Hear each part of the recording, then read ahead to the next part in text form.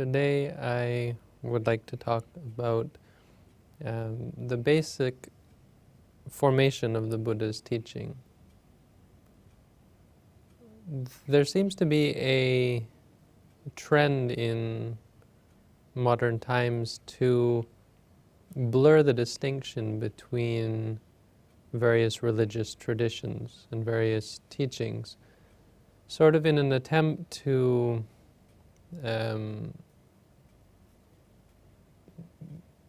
make sense of the different religious traditions in a sort of an easy manner, meaning rather than understand deeply the different religious traditions of the world, an easy way to come to terms with the differences is just to say that they're all the same. And I think that this is quite a dangerous trend that we see happening, and you often hear people say, all religions teach people to be good, all religions are the same. It doesn't matter what religion you believe in, as long as you believe, or as long as you follow the teachings. And I think this is not in line with the teachings of the Buddha. This is not something that the Buddha would have advocated, and that as Buddhists we should encourage.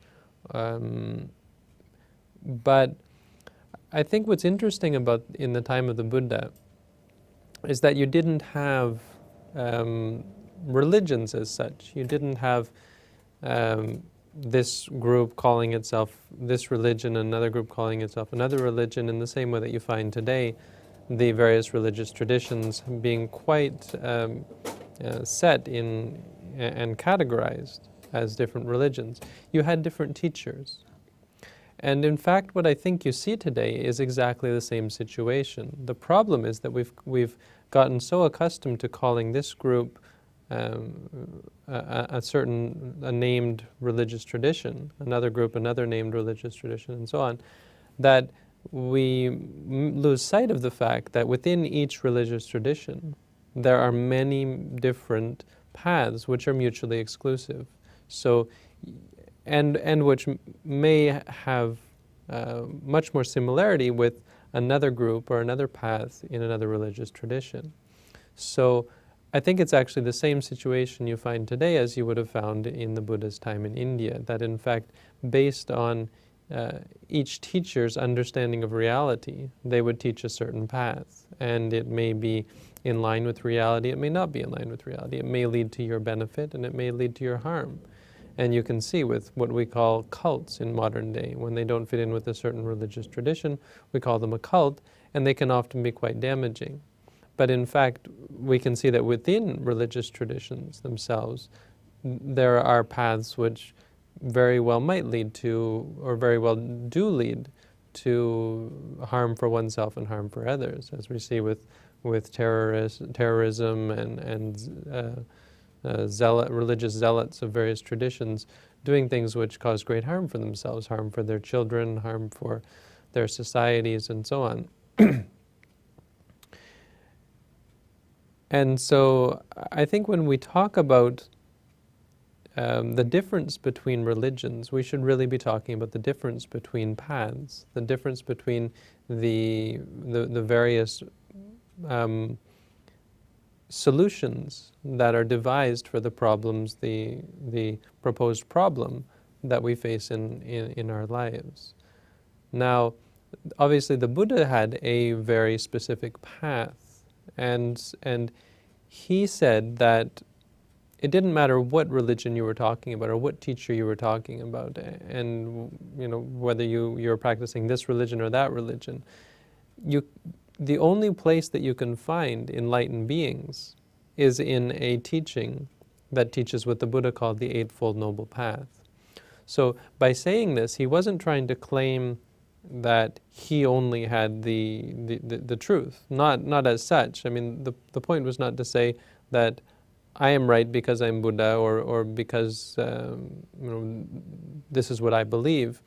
He was saying that it didn't matter what you called it. You could call it Christianity, you could call it Islam, you could give it any name you liked. It didn't have to be called Buddhism. And just because you're Buddhist doesn't mean you're practicing this way. But whatever teacher teaches the Eightfold Noble Path and follows the Eightfold Noble Path, in that dispensation, in that religious tradition, you will find enlightened beings. You will find people who have realized the truth. In any religious tradition that doesn't have the Eightfold Noble Path, these 8 criteria, which are, the Buddha was not saying are meant to be Buddhist as such, just 8 criteria for a religious path. If it doesn't have these 8 criteria, if it's failing in one of them, then you will never find enlightened beings in that tradition. So we have this, what we call the Eightfold Noble Path, and this is the teaching of the Buddha, the mode of practice that the Buddha encouraged his followers to undertake. So what I'd like to do today is talk about these 8 factors with special emphasis placed on putting them into practice, as opposed to just understanding intellectually. And specifically, I'd like to show that often our understanding of these and our implementation of the various factors of the path is not nearly intensive or fundamental enough to lead us to a true following of the Eightfold Noble Path. For instance, we may say that we are being moral because we're keeping the precepts, because we're not killing, not stealing, we are suppressing the urge to do these things. And yet, the Buddha's teaching on morality, as I'll explain as I go through the Eightfold Noble Path, each of the factors, was not simply the suppression of the desire to do these things, it was the arising of a mind that does not desire. When the chance arises to kill, to steal, or so on, when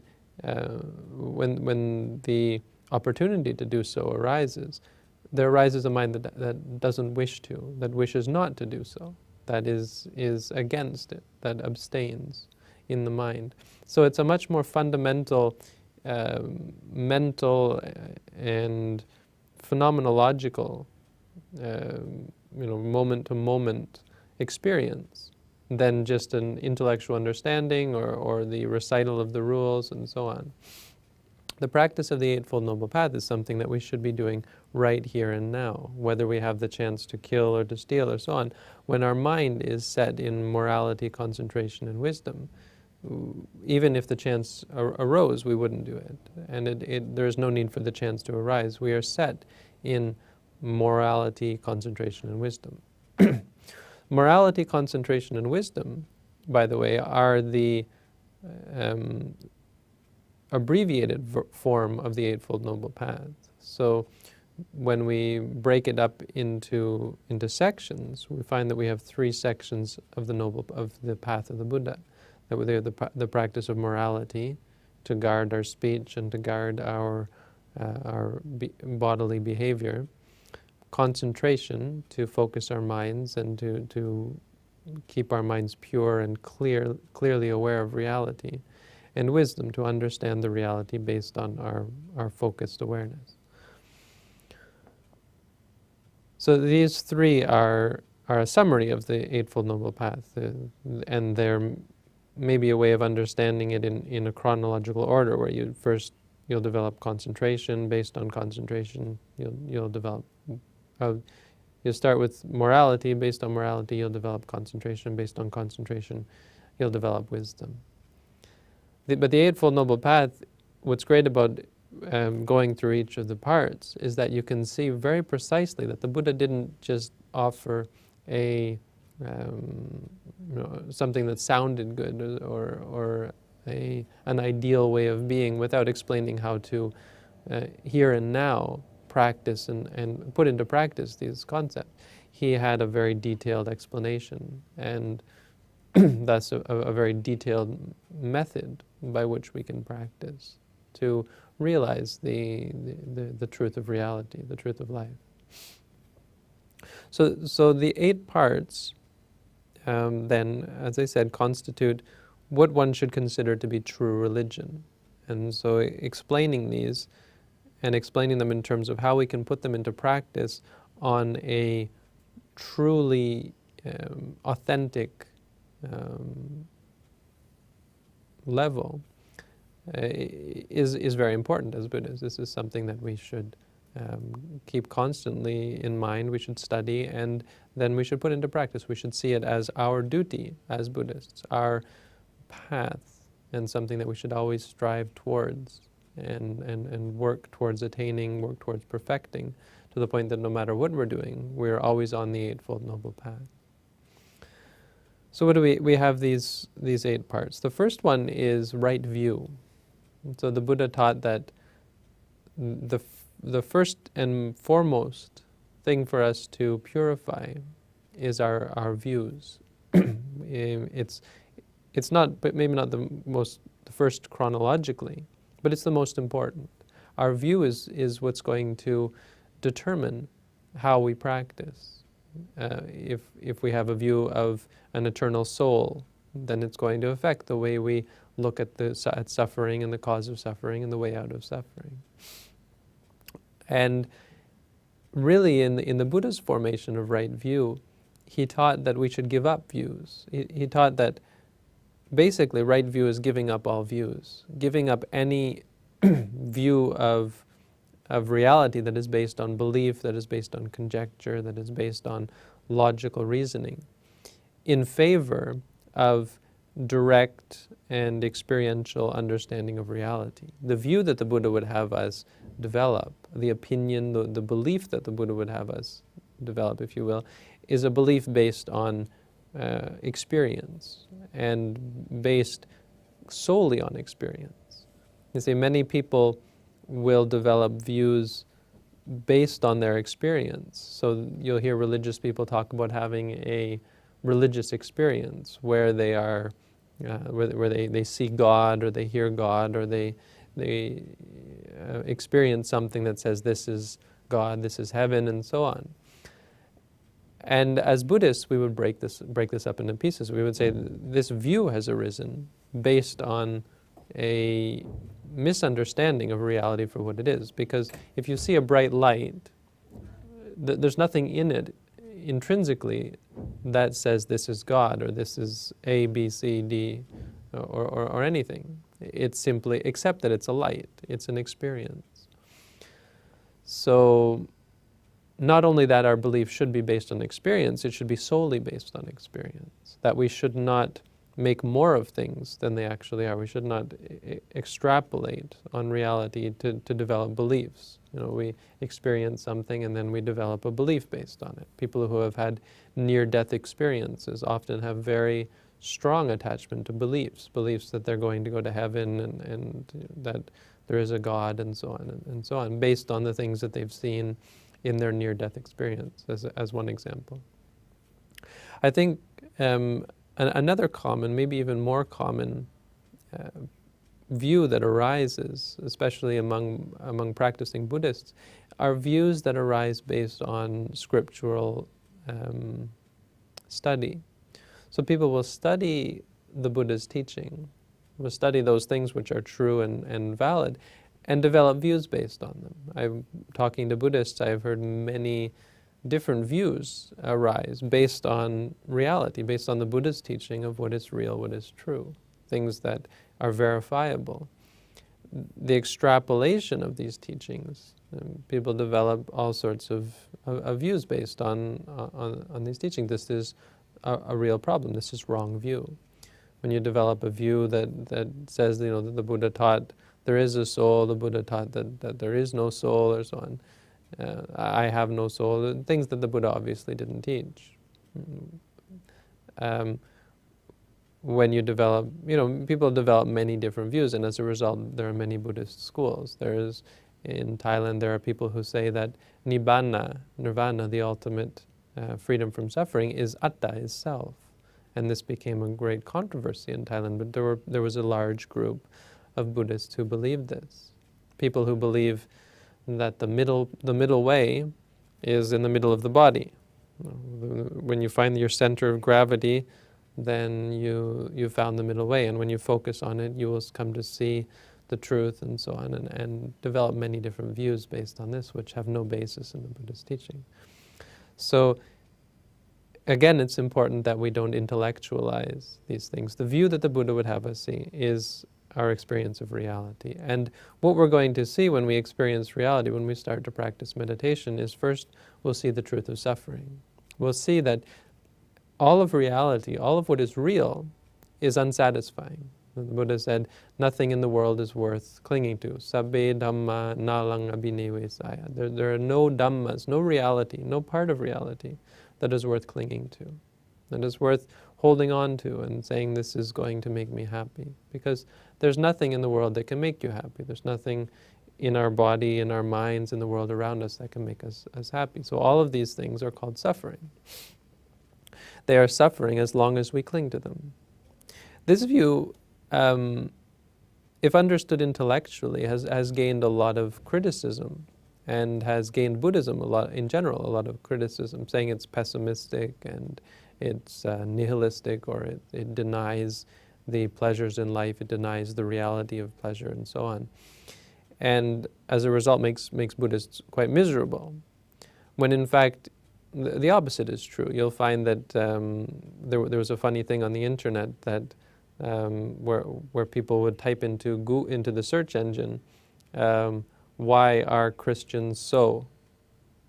And the search engine would give examples of things people had searched for. Why are Christians so this, so that, so that? Why are Muslims, and so on. The only thing that comes up for Buddhists is, why are Buddhists so happy?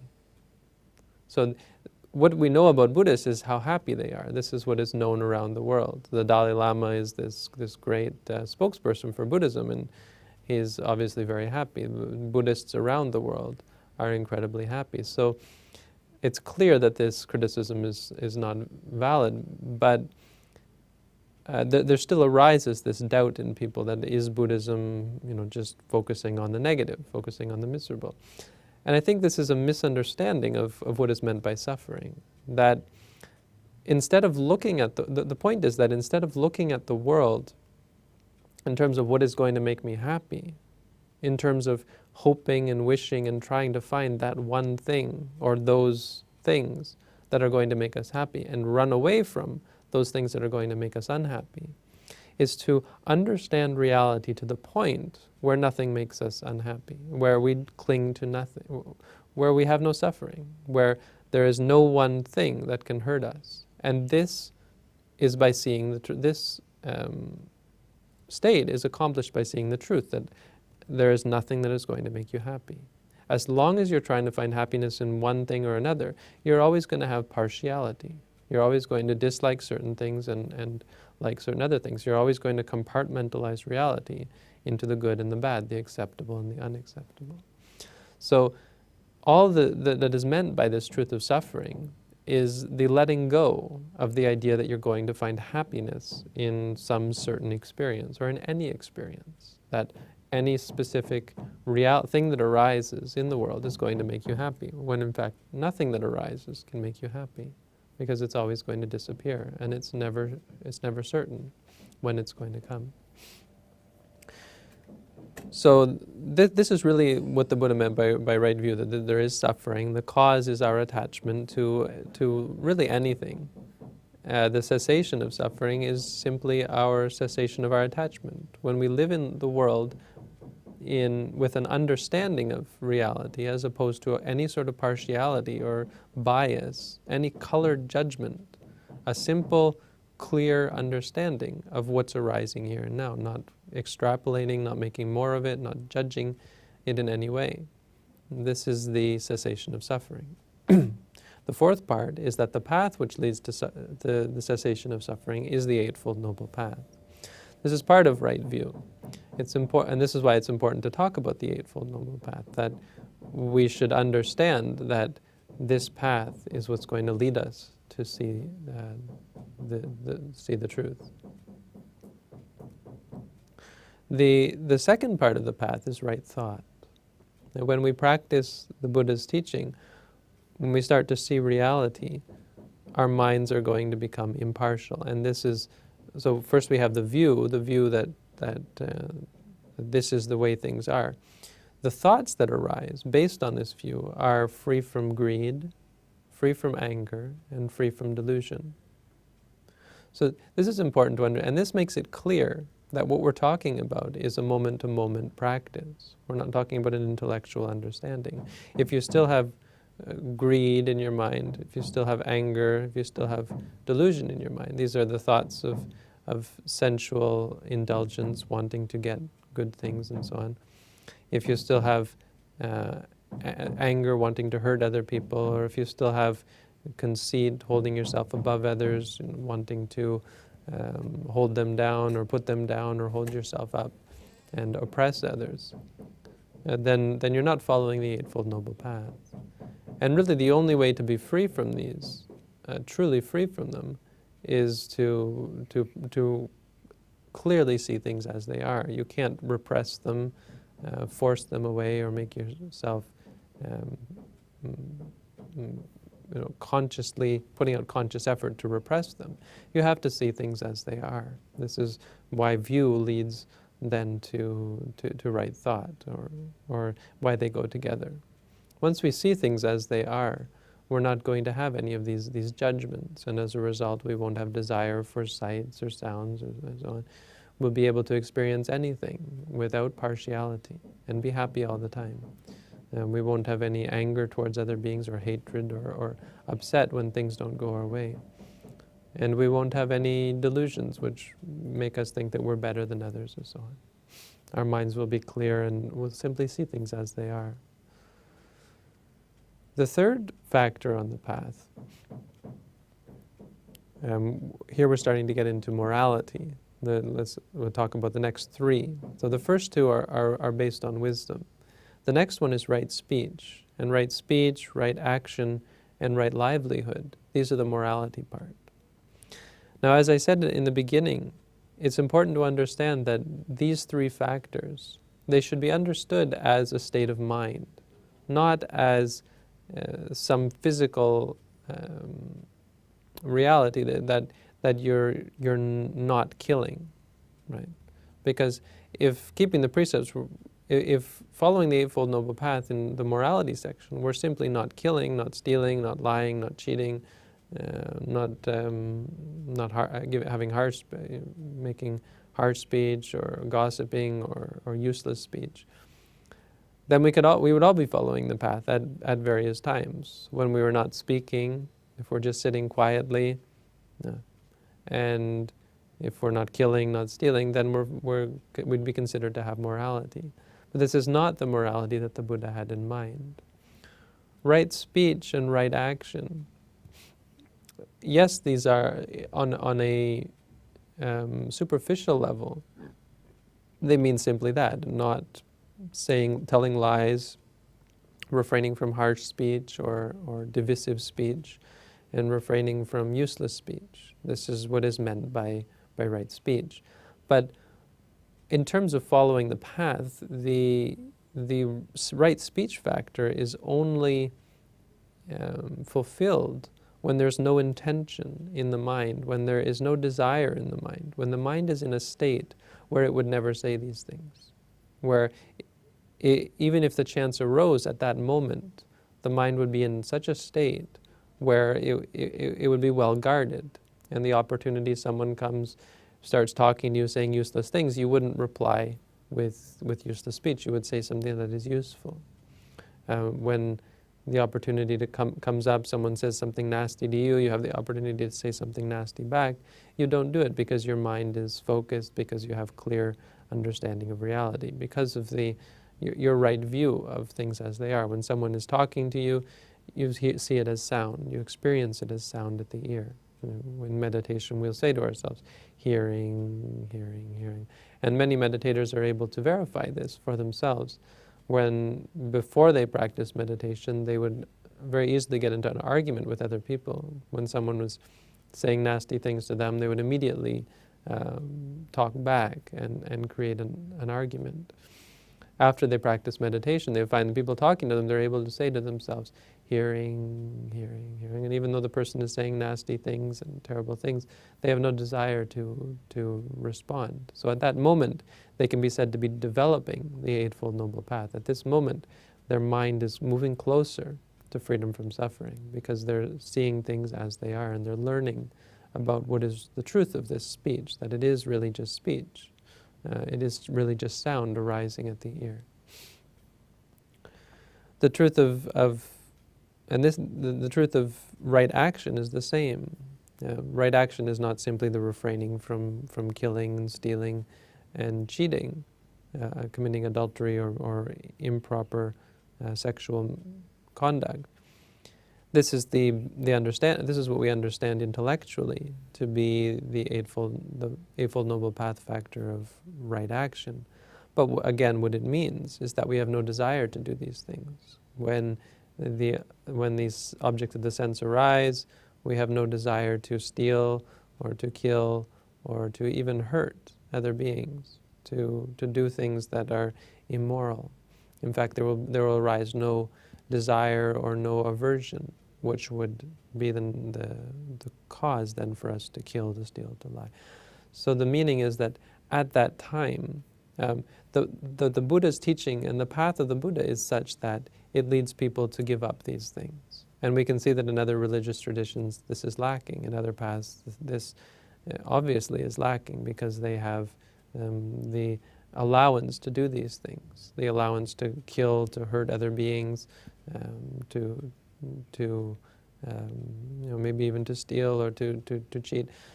In many cases, these precepts can be broken. And even by many Buddhists, these precepts are broken. People who call themselves Buddhists break these. And they break them as a result of not following the Buddha's teaching, not following the path, not being able to focus their minds. We see many Buddhist people. I had an opportunity once to give the 5 precepts to a group of lay Buddhists in Canada. And I was holding up my fan and giving the precepts at their home. They had us over for lunch, and they had us give them the precepts, so they all took the 5 precepts. Then we ate lunch. After we ate lunch, all the lay people were going to eat lunch, and we were just sitting there, the 2 monks, talking. And then they brought out a big case of beer, and they handed out the beer, and we were sitting there quite disgusted by this, that this group of people who had just not 1 hour ago received the 5 precepts were now already ready to break it. This arises through a misunderstanding or lack of understanding in what is the teaching of the Buddha, and an inability to practice what the Buddha taught. Because at the moment when we're practicing the Buddha's teaching, we don't have a desire to do these things. It's something that's very difficult to attain. Very easy to understand, and actually very easy to put into practice, but very difficult to practice to the point where one is successful and is able to give these things up and have no desire to kill, to steal, to lie, and so on. Right livelihood is simply pointing out that livelihood is also purified through the practice of the Buddha's teaching. Once our mind is pure, once we see things clearly, by keeping the precepts of refraining from improper bodily and improper verbal behavior, that our livelihood is pure as well. Whatever livelihood we engage in, we will not engage in crooked dealings. Business people who are truly Buddhist will not try to cheat others. Shopkeepers and so on will advertise their prices fairly, honestly, and not trying to misrepresent the wares that they're selling, and so on. People who are truly practicing the teaching will refrain from certain livelihoods. They won't sell things that are of danger to others, that are harmful to others. They will only engage in business that is either neutral or has some benefit for other people, so that there is a mutual benefit gained. So selling alcohol, selling weapons, and so on, they will refrain from, because they know that this is not truly a benefit. This is causing harm to other beings. So this is gained through the practice of the Buddha's teaching, and this is an important part of the path. And you can see if people are engaging in improper livelihood, killing animals, slaughtering animals, and so on for their livelihood, that they're not following the path which leads to enlightenment, the path which leads to true understanding of reality, because their mind is clearly still inconsistent in terms of wanting to be free from suffering oneself and yet bringing suffering on other beings, creating suffering in the universe. The 6th, 7th, and 8th part of the path get into the concentration aspect. So the first 2, again, to recap, are the wisdom aspect. The third, fourth, and fifth are the morality aspect. And the sixth, seventh, and eighth are the concentration aspect. These ones are really where we start to practice. As I said, right view is the most important, and so it comes first. But in the practice of the Buddha's teaching, really, we start by practicing, in some sense, concentration. It doesn't mean that right away we develop concentration, or we have concentration, but this is where we start. We start by having right effort, right mindfulness, and right concentration. This is the practical part of the teaching. We don't have to go out of our way to develop the other one, the other three. When we start to apply right effort and right concentration and right mindfulness, we will come to see things as they are. We simply have to gain a basic understanding of how to practice. And as we go along, we'll be able to see things as they are. Then it will become important to develop right view, and right morality will come as a result. So, chronologically, the first thing we should do is sit down and practice meditation. Now, we often say that chronologically morality comes first, but as I said, this morality that arises first is simply a worldly morality. Obviously, if you're engaged in killing and stealing and so on, you'll never be able to develop meditation, concentration, so you have to give that up. But true morality only arises when we start to practice meditation, as I said. So this is why concentration becomes the most important in the beginning. Once we have an intellectual understanding of the Buddha's teaching, what is the Four Noble Truths, doesn't mean we have right view as such. It means we have a basic understanding of what is right view, the right view that we're trying to develop. And we have a basic practice of morality. Means we understand what are the precepts and so on. This doesn't mean that we have morality according to the Eightfold Noble Path, but it means that we are refraining from those things that we know eventually we're going to give up entirely through the practice of meditation. Then we start to sit down and practice meditation. The practice of meditation has to contain these three aspects. It has to have effort, it has to have mindfulness, and it has to have concentration.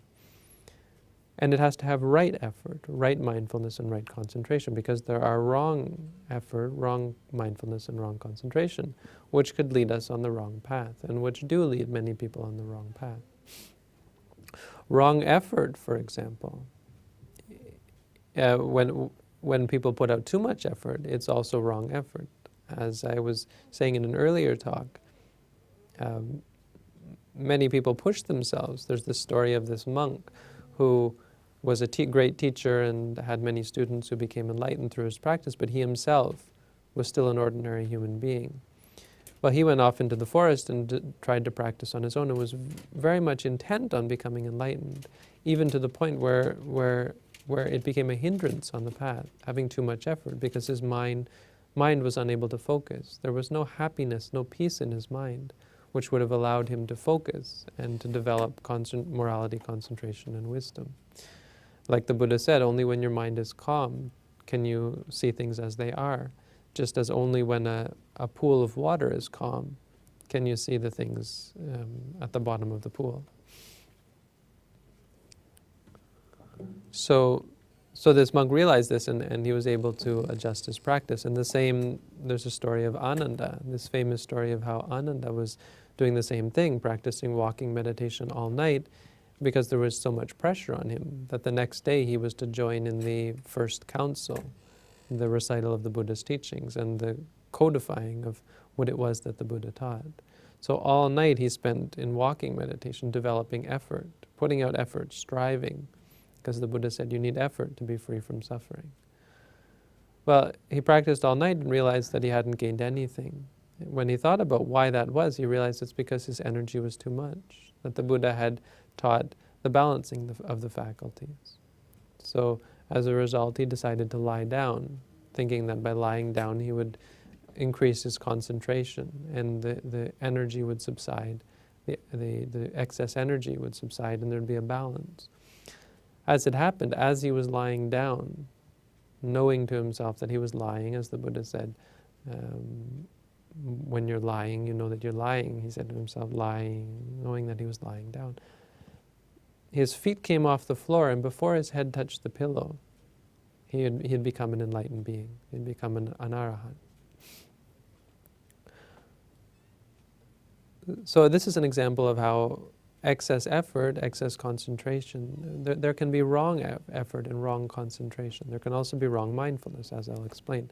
So with effort here we have excess effort is no good. And obviously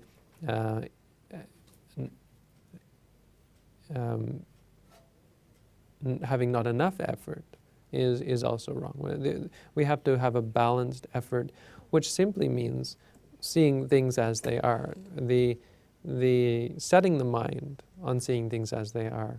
For instance, when we watch the stomach, this basic object of meditation there, and again there are so many objects that we can choose, but this basic movement of the body, which is the aggregate of material, of the physical.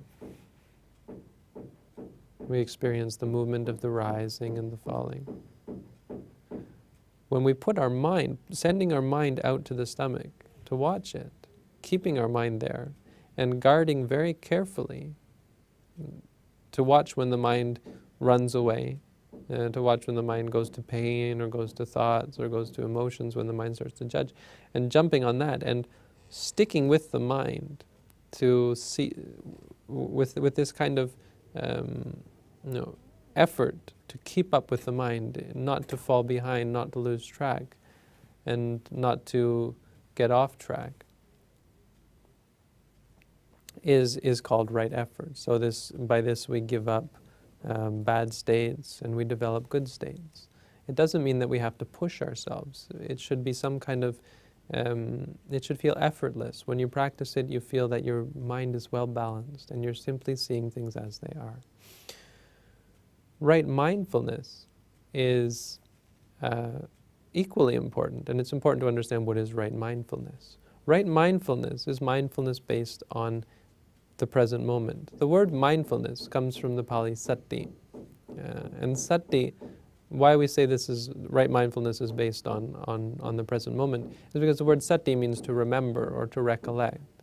And so many people will, in the practice of meditation, will go back to the past and thinking about things that happened in the past, or going, we hear about the Buddha taught cause and effect, so they will go back to the cause and trying to see what was the cause of their suffering. And this is not considered right mindfulness. Right mindfulness has to be here and now. So it has to be at the moment that the object occurs. When we're walking, our awareness of the movement should be at the moment of the movement. Our recognition should be at the moment it occurs. When we have a thought, our recognition that it's a thought should occur at that moment. This is why when we're walking, we have to say to ourselves, as the foot moves, stepping right or left goes thus, or however you want to say it, knowing, as the Buddha said, gachanto va gacchami ti pachanati, knowing I am going, I am walking, knowing what's going on, knowing it for what it is. When you feel pain, when you're thinking, you say to yourself, as it's happening, thinking, or so on.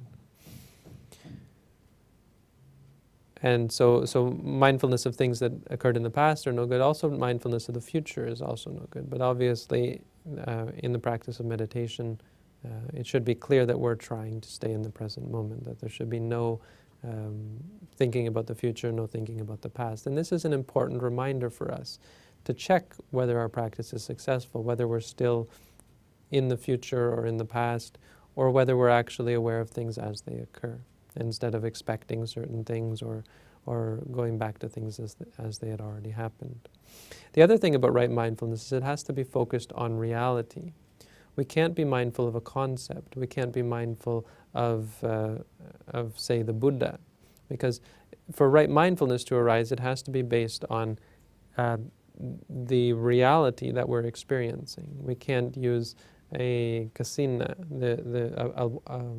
an object arising in our mind. For instance, when we close our eyes, the visualization. We have these techniques of creative visualization, seeing this, seeing that, and developing concentration based on that. These won't work because if we base our concentration on these, we can't see things we can't see the truth of reality. We're not focusing on reality, so we can't come to see things as they are. All we're seeing is the way this illusory phenomenon is, this construct that we've created in our minds. And we can pretend that it's permanent, that it's satisfying, that it's controllable. We can seemingly control these things. It's only when we look at reality, when we acknowledge our movements of the body, the feelings in the body and in the mind, the thoughts and the emotions and so on, that we come to see impermanent suffering and all that. We come to see the insubstantiality of things and are able to let go. So this is what it means. Right mindfulness means focusing on the body and the mind, or the 4 foundations of mindfulness, as it's broken down to in the Buddhist teaching. The final part of the Eightfold Noble Path is right concentration. Right concentration is very important to understand because wrong concentration arises quite often. Wrong concentration is any concentration which still has some kind of attachment or some kind of partiality or some kind of judgment. That concentration which simply suppresses the defilements of greed and anger without getting at the root of them, which is delusion. So that kind of concentration which simply focuses the mind, as I said, on a concept or a construct, or focuses the mind on some negative or positive aspect of reality, getting angry and focusing on the anger, getting attached and focusing on wanting something or so on. Or this conceit that arises based on our strong concentration, our observation of a concept or a construct. There are many people who believe they're enlightened. They've experienced some perfectly calm state, and as a result they think, I am enlightened, and they have this conceit about them. They think they're an enlightened individual based on their concentration. Again, true concentration should be the same as the mindfulness. The mindfulness has to be in the present, has to be based on reality. Concentration should be focused on the present reality. And it should be impartial. Our concentration should be focused on things as they are. So we should be focused on something that is real. The other thing about this concentration is that it's dynamic. Our concentration should not be fixed or focused on one single object, because there's no single object of reality that lasts. If you're focused on a single object, say the Buddha or so on, now this concentration is good for calming the mind, and this is what is good about focusing on the Buddha or so on. But it is not part of the Eightfold Noble Path, because that concentration is not letting you see reality. Reality is changing all the time. The only way you can see reality is by focusing on one thing after another. So when you walk with the right foot, you know the right foot is moving. When you walk with the left foot, you know that the left foot is moving, and so on. This is an explanation of the Eightfold Noble Path. These last three, are the ones that we should start to develop. We get a basic understanding of the Buddhist teaching, a basic morality, then start meditating. And it will go back and filter into creating true right view and true right morality, true wisdom, true morality, and perfect concentration, where we are able to finally see the truth of life and come to attain Nibbana. So thank you for tuning in. This has been a teaching on what is the Eightfold Noble Path according to the Buddha, and what the Buddha said is necessary to incorporate or to find in a religion which will allow it to have enlightened beings in it, so that we can understand that any religion, that any religious tradition, any path that has these 8 qualities in it, these 8 factors, can be said to be a true religion which is leading to freedom from suffering, which leads people to become enlightened. So thank you for tuning in, and I wish for all of you to be able to put these teachings into practice and to realize for yourself the truth of the Buddhist teaching. All the best. I wish for all of you to find peace, happiness, and freedom from suffering. Thank you.